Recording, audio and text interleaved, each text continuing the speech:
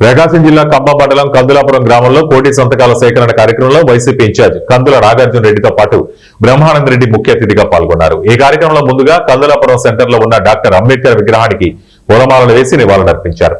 అనంతరం వైఎస్ రాజశేఖర రెడ్డి విగ్రహానికి పూలమాల వేసి నివాళులర్పించారు.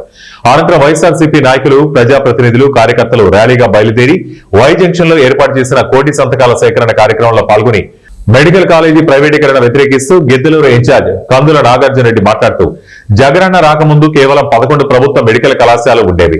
జగనన్న వచ్చిన తర్వాత 17 కొత్త కళాశాలలను తీసుకొచ్చారు. పేదలకు ఉచితంగా కార్పొరేట్ వైద్యం అందించాలన్నది రాజశేఖర రెడ్డి కళ అన్నారు.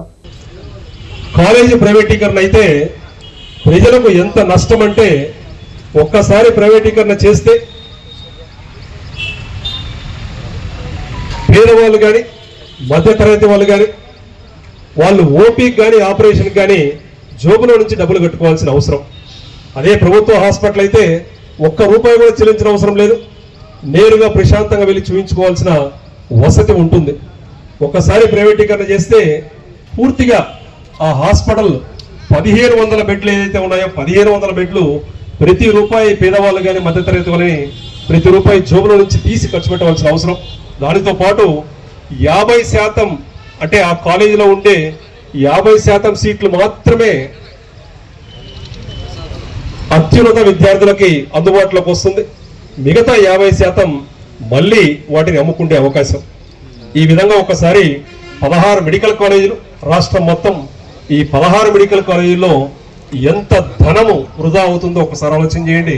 అది మన మార్కాపురం మారుమూల ప్రాంతంలో ఉన్న మార్కాపురానికే ఆ 50 ఎకరాలకు 150 కోట్లు అంటే మిగతా జిల్లాల్లో ఎన్ని వందల కోట్లు ప్రైవేటీకరణ చేస్తున్నారో ఒకసారి ఆలోచన చేయండి.